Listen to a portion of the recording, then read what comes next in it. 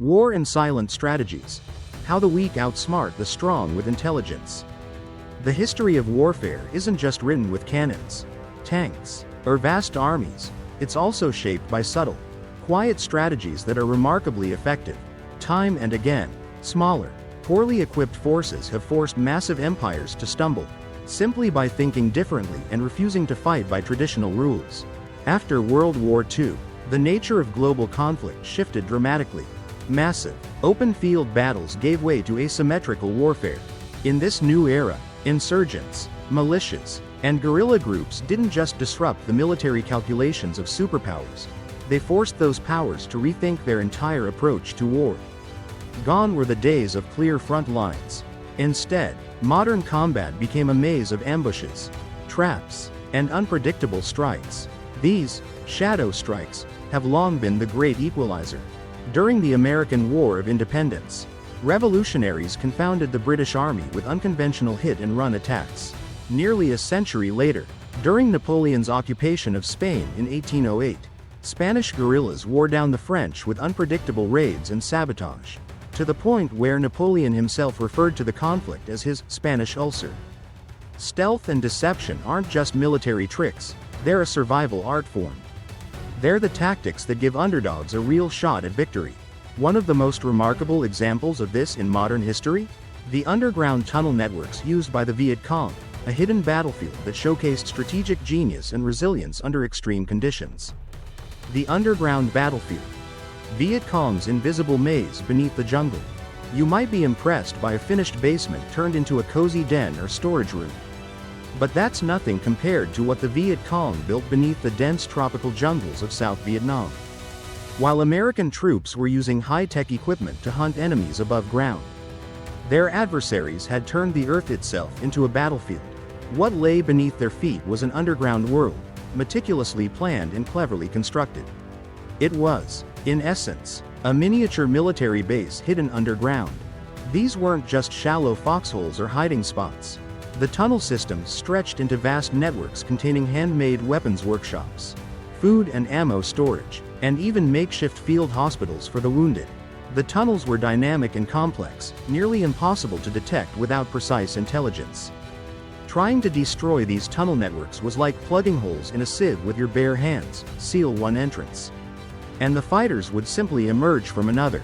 For every area the US military tried to secure, the Viet Cong would appear somewhere else, ghost-like and elusive, keeping their opponents constantly off balance and mentally exhausted. Hit and run became their trademark. Why go toe-to-toe with a heavyweight when you can strike from behind and vanish before he can react? The Viet Cong did exactly that, attacking under the cover of night, withdrawing before dawn, setting traps with chilling ingenuity, and disappearing before retaliation could land.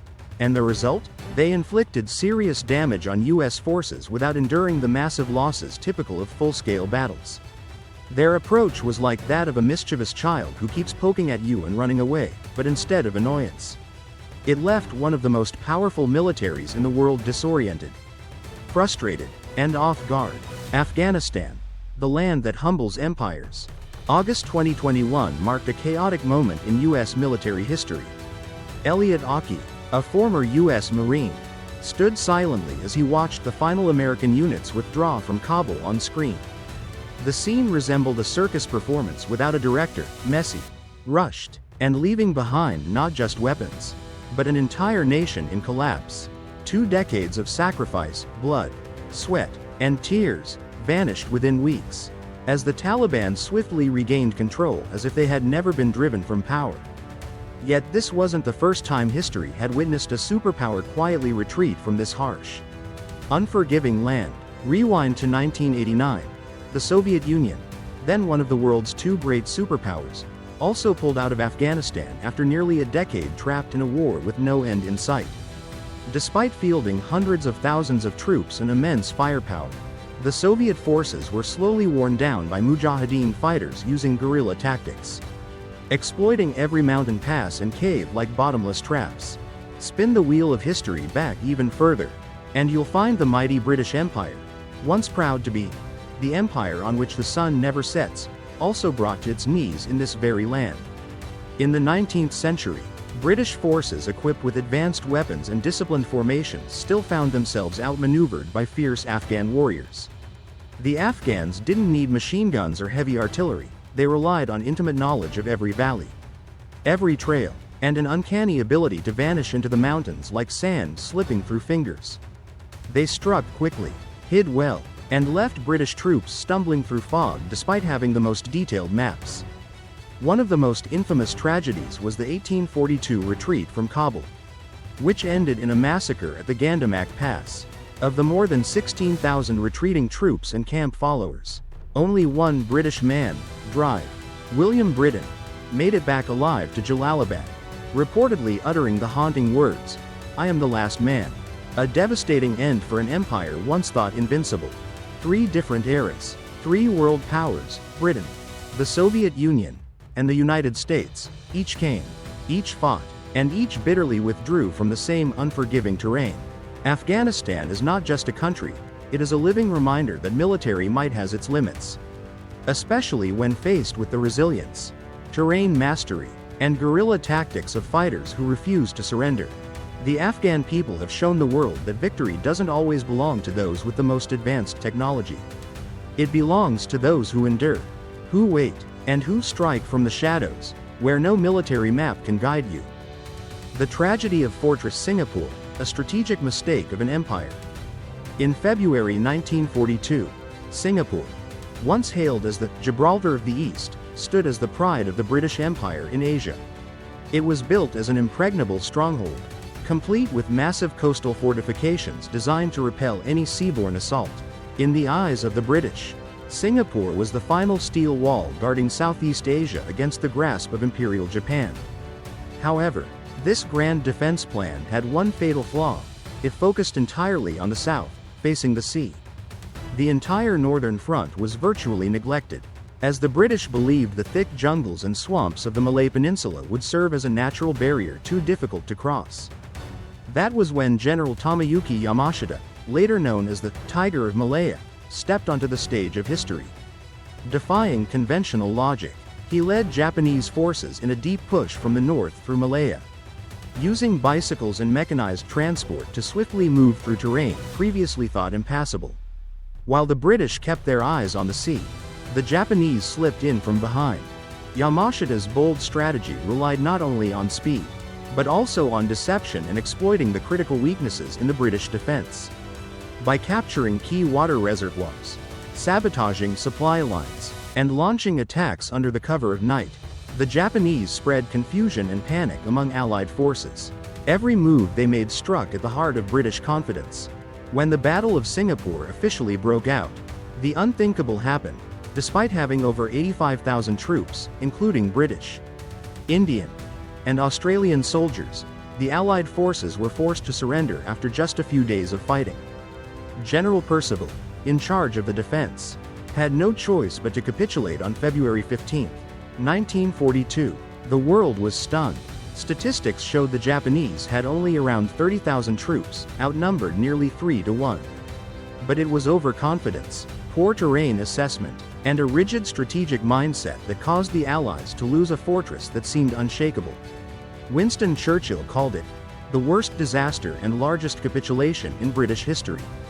Yamashita's victory was more than a military success, it was a lesson in flexibility, creativity, and daring to challenge convention. Sometimes, to bring down a mighty fortress, you don't need to blast through its walls, you only need to find the door no one thought was open, and walk right in. The Soviet Union's stunning victory at Stalingrad, when wit triumphed over raw power. During World War II, amidst the classic battles fought across many fronts, the Soviet Union's turning point victory at Stalingrad clearly proved that war is not just a clash of bullets and tanks, it is also a contest of wits, demanding cunning and superior strategy. On the Stalingrad front, the Soviet Red Army turned deception and diversion into a refined military art.